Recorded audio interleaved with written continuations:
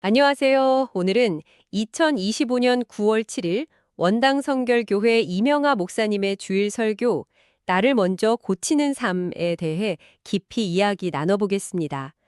마태복음 7점 말씀을 중심으로 한 설교인데요. 우리가 흔히 하는 비판에 대해 다시 생각하게 만드는 그런 메시지였어요. 네, 맞습니다.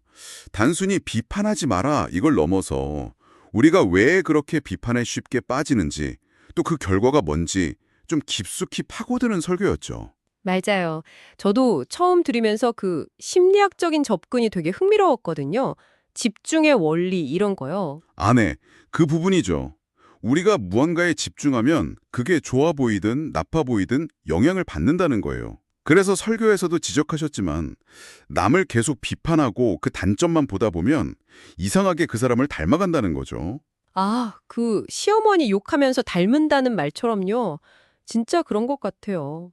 네, 게다가 인간은 본능적으로 부정적인 것에 더 끌린다고 하잖아요. 뭐 네거티브 편향이라고도 하고요.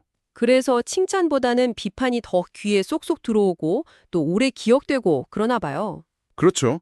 당시 유대 종교 지도자들도 사실 율법 해석 가지고 서로 엄청 비판했거든요. 근데 그게 본질적인 문제보다는 좀 사소한 걸로 싸울 때가 많았다는 거죠. 삼계탕에 인삼주 넣는 거 고민하는 것처럼요. 아, 그 비유 정말 뼈 때리더라고요.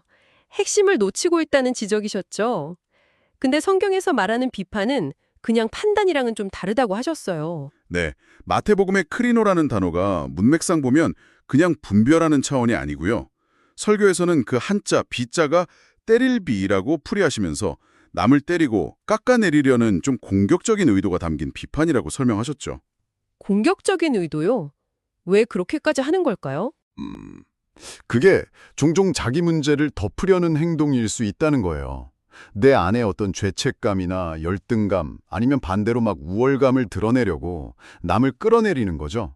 바리새인들처럼요. 아, 남을 지적하면서 자기는 괜찮다고 느끼려는 그런 심리군요. 네. 근데 그 결과가 아주 무섭다는 거예요.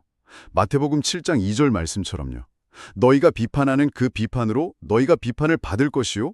내가 쓴 잣대가 나한테 돌아온다는 거죠. 이게 그냥 도덕적인 경고가 아니라 심리학적으로도 설명이 되더라고요. 투영이라는 개념이 나왔는데, 네, 맞아요. 투영. 내가 인정하기 싫은 내 안에 어두운 면 있잖아요.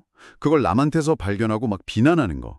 예를 들어서 유독 남의 교만을 못 견디는 사람이 있다면 어쩌면 자기 안의 교만 때문에 그게 더 크게 보이는 걸 수도 있다는 거죠. 듣고 보니 좀 뜨끔한데요.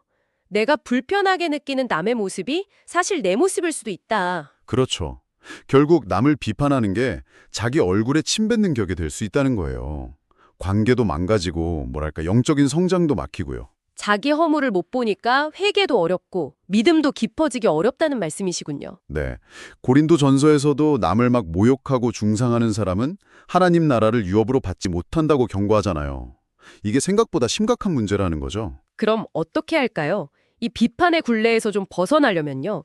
설교에서 몇 가지 해법을 주셨는데 첫째는 이 비판하는 습관 자체를 좀 알아차리고 고치라는 거였어요.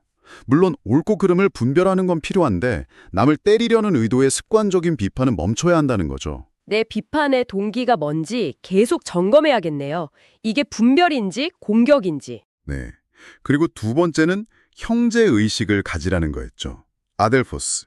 같은 신앙 공동체 안에서는 우리가 한 가족이라는 거예요. 남이 아니라는 거죠. 아, 목사님 경험담이 딱 그거였죠. 위층 사는 교인분들 소음이요. 맞아요.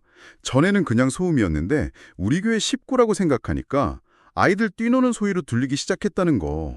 그 인식의 전환이 정말 중요해요. 가족이라고 생각하면 함부로 비판하기 어렵죠. 이해하게 되고요. 그렇죠. 결국 긍휼, 자비심으로 이어지는 거예요. 예수님처럼 죄는 미워해도 사람은 긍휼히 여기는 마음, 그리고 실제로 사람을 바꾸는 건 비판보다는 칭찬, 인정, 격려라는 점도 강조하셨죠. 양말 이야기나 설거지 이야기처럼요. 맞아요. 비판하면 오히려 마음을 닫게 되잖아요. 칭찬이 변화를 이끌어내는 힘이 크다는 거. 그리고 마지막, 이게 제일 중요한데요. 남을 고치려 들기 전에 나를 먼저 고쳐라는 것. 내 눈 속에 들보를 먼저 빼라. 아, 이 말씀이죠. 네, 내 눈에는 들보, 그러니까 위선이나 교만 같은 큰 문제가 있는데 남의 눈에 있는 작은 티끌만 가지고 뭐라고 하는 건 그 자체가 위선이라는 거예요. 먼저 내 안을 깊이 들여다보고 그 들보부터 빼내는 작업이 필요하다는 거군요. 그렇죠. 자기 성찰이 먼저예요. 그래야 남에게 하는 조언도 진짜 사랑에서 나오는 치료가 될 수 있는 거죠. 너 자신을 알라는 말처럼요. 오늘 설교를 통해 비판의 문제점을 다시 한번 생각하고 공동체 의식과 긍휼, 그리고 무엇보다 자기 성찰의 중요성을 깨닫게 됩니다. 설교 마지막에 목사님이 잠깐 부르셨던 찬양 가사 있잖아요. 그게 계속 마음에 남더라고요. 내가 먼저 손 내밀지 못하고, 내가 먼저 용서하지 못하고, 어쩌면 우리 각자가 스스로에게 물어봐야 할 질문 같아요. 남의 티를 보기 전에 내 안에는 그런 들보가 없는지 조용히 돌아보는 시간 당신에게도 필요하지 않을까요?